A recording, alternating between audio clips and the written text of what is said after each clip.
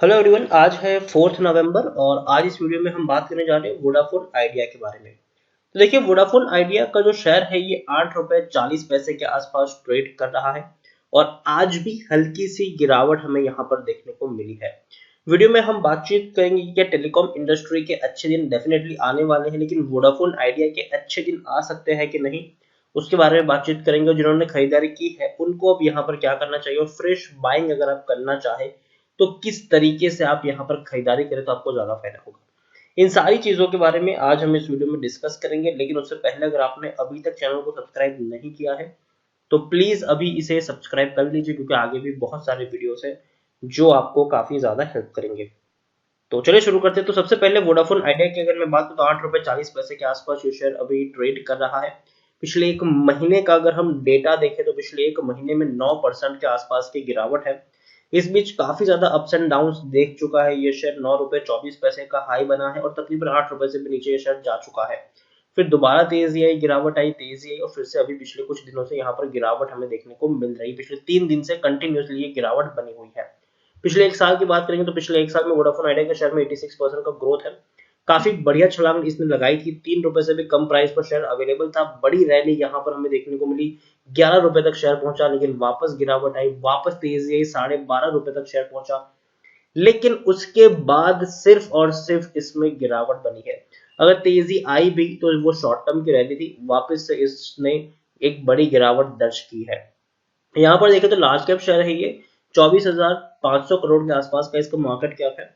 NSC में अगर हम देखें जाए तो 7 करोड़ से भी ज्यादा का इसका वॉल्यूम ट्रेड हमें देखने को मिल रहा है। शेयर होल्डिंग की अगर मैं बात करूं तो हर कोई बिकवाली करने में लगा हुआ है। प्रमोटर के पास बहुत ही कम होल्डिंग है, 18%, 18.5% की होल्डिंग है। और एफ की अगर मैं बात करूं तो एफ ने अपनी होल्डिंग को कट डाउन किया है। म्यूचुअल फंड ने बहुत बड़ी होल्डिंग अपनी गिराई है। इंश्योरेंस कंपनी ने भी अपनी होल्डिंग को गिराई है। आप देखिए 6.20% की होल्डिंग एफ के पास है, 0.51% की होल्डिंग म्यूचुअल फंड के पास है, 0.38% की होल्डिंग इंश्योरेंस कंपनी के पास देखने को मिल रही है। नॉन इंस्टीट्यूशनल इन्वेस्टर के पास 20.84% की होल्डिंग है। और फंड हाउसेस ने बिकवाली सितंबर क्वार्टर में जरूर की है और एक बहुत बड़ी बिकवाली उनके द्वारा हमें देखने को मिली है। 18 म्यूचुअल फंड स्कीम का पैसा अभी भी लगा है और 208 एफ अभी भी यहाँ पर निवेशित देखने को मिल रहे हैं। हाईएस्ट पब्लिक शेयर होल्डर में एक बहुत ही रेप्यूटेड नाम सामने आ रहा है, मॉर्गन स्टैनली। मॉर्गन स्टैनली के पास 1.10% की होल्डिंग हमें देखने को मिल रही है वोडाफोन आइडिया की, जो वाकई में सरप्राइजिंग है, क्योंकि मॉर्गन स्टैनली काफी रेप्यूटेड नाम है और काफी बड़ा ब्रोकरेज फर्म है ये। यहाँ पर आप देखेंगे तो इंडिविजुअल इन्वेस्टर होल्डिंग आपको 16% के आसपास देखने को मिली है। डिविडेंड 2016 के बाद इसने पे करना बंद कर दिया। टेक्निकल रेटिंग अभी भी कुछ खास अच्छी नहीं है, अभी भी यहाँ पर गिरावट के संकेत है। उसके अलावा देखेंगे तो according to Moneycontrol user कुछ पॉजिटिव चीजें सामने आ रही है। 84% लोग खरीदने की सलाह दे रहे हैं, 8% लोग होल्ड करने की बात करें, मतलब 92% लोगों का पॉजिटिव व्यू है यहाँ पर। उनको लगता है कि वोडाफोन आइडिया डेफिनेटली सर्वाइव कर जाएगा और एक बड़ी तेजी भी दिखा सकता है, ये मानना है 92% लोगों का according to Moneycontrol user. जबकि 8% लोग अभी भी आपको बेचकर निकलने की ही सलाह यहाँ पर दे रहे हैं। सितंबर क्वार्टर के जो नतीजे आए थे वो कहीं ना कहीं थोड़े से अच्छे थे, उतने बुरे नहीं थे, ये मेरा मानना है। क्योंकि देखिए इससे पहले कंपनियों को भारी नुकसान था। इसको जून क्वार्टर में 25,000 करोड़ से भी ज्यादा का नुकसान था, जबकि पिछले सितंबर क्वार्टर में 50,000 करोड़ से भी ज्यादा का नुकसान था। इस बार 7,303 करोड़ का नुकसान इस कंपनी को हुआ है। लेकिन एक्सपेक्टेशन ये भी की जा रही है कि जब अगले क्वार्टर के नतीजे आएंगे तो इससे थोड़े से बेहतर आ सकते हैं। रीजन उसका ये है कि कंपनी का जो आरपूस है वो धीरे धीरे बढ़ने के चांसेस है, क्योंकि टैरिफ जो प्राइस है वो इंक्रीज यहाँ पर हो सकता है। तो उसके चलते अच्छे नतीजे की उम्मीद की जा रही है, लेकिन कभी भी कुछ चीजें हैं जो काफी पॉजिटिव नहीं है। सबसे पहली चीज तो ये कि चलो जो इनका सबसे बड़ा जो कर्जा था जो इनको टेलीकॉम डिपार्टमेंट को चुकाना था 50,000 करोड़ का, उसमें से तो उनका फैसला सुप्रीम कोर्ट में आ चुका है कि हर साल 5,000 करोड़ रुपए इनको चुकाने, 10 साल का इनको वक्त दिया गया है।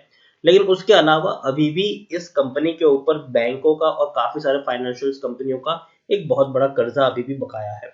यहाँ पर हम देखें तो 1 लाख करोड़ के आसपास का वो कर्जा हो रहा है। तो कर्जे के बोझ के तले ये कंपनी बर्बाद हो रही है। दूसरी 2-3 चीज अगर मैं देखूं तो कंपनी फंड रेजिंग के लिए भी कोशिश कर रही है। 35,000 करोड़ रुपए के फंड रेजिंग को लेकर चर्चा थी पिछले कुछ दिनों से और उम्मीद की जा रही है कि ये जो फंड रेजिंग है वो बहुत जल्दी यहाँ पर हो सकती है।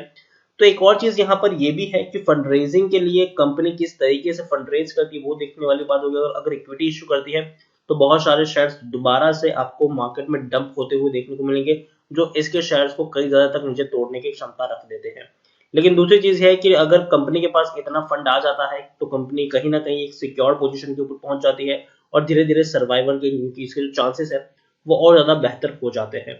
तो ये एक नेगेटिव भी है, पॉजिटिव चीज भी यहाँ पर है। और एक और चीज अगर मैं आपको वोडाफोन आइडिया के बारे में बताने की कोशिश करूं तो आरपू उम्मीद कर रहे कि बेहतर हो जाएगा। और खास करके अगर हम देखें तो वोडाफोन पीएलसी मतलब वोडाफोन का जो प्रमोटर है वो खुद से अभी कुछ वक्त में पैसा खुद से भी डालने वाले हैं यहाँ पर। तो ये भी एक पॉजिटिव खबर है उसके रिगार्डिंग। तो वोडाफोन आइडिया को लेकर बहुत सारी चर्चा चल रही है और मुझे लगता है कि वोडाफोन आइडिया डूबने वाली कंपनी नहीं है। मुझे नहीं लगता कि बहुत जल्दी ये कंपनी बर्बाद हो जाएगी। अभी भी पोटेंशियल है इसमें कि कम से कम 3-4 साल तक तो इस कंपनी को कुछ नहीं होगा। तो मेरा यही मानना है कि वोडाफोन आइडिया में अगर आपने खरीदारी की है और भारी नुकसान में है तो आपको यहाँ पर बने रहना चाहिए। लेकिन हाँ, एक चीज है कि रिकवर करने में टाइम लगेगा। कुछ प्रमोटर अभी भी यहाँ पर गेम खेल सकते हैं इसको ऊपर नीचे ले जाने के लिए। और मुझे लगता है कि बहुत जल्दी एक स्पाइक आपको दोबारा से वोडाफोन आइडिया में देखने को मिल सकती है। तो खरीदारी की है तो बने रहने की सलाह है, फ्रेश बाइंग करना चाहो तो करो। लेकिन लेकिन मैं हमेशा कहता हूं कि एक साथ एक ही प्राइस पर बहुत सारी क्वांटिटी खरीदने की गलती से भी मत करना। थोड़ी थोड़ी क्वांटिटी खरीदो। वैसे भी पैनी स्टॉक बन चुका है, उतने ही शेयर्स खरीदो कि अगर कंपनी डूब भी जाए तो आपको ज्यादा नुकसान यहाँ पर ना हो। छोटी क्वांटिटी खरीदो जब तक चीजें अनसर्टन है।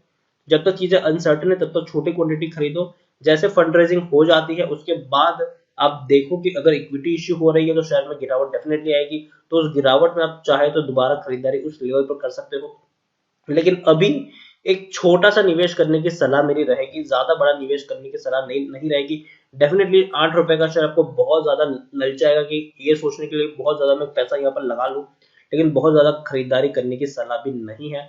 छोटी क्वांटिटी खरीदोगे तो ज्यादा फायदे में रहोगे। और जब तक फंड रेजिंग नहीं हो जाती तब तक तो छोटा निवेश करने की सलाह है। एक बार फंड रेजिंग हो जाती है तो चीजें जैसे जैसे क्लियर हो जाएगी वैसे अगर आप चाहें तो थोड़ी और क्वांटिटी उस लेवल पर खरीद सकते हैं।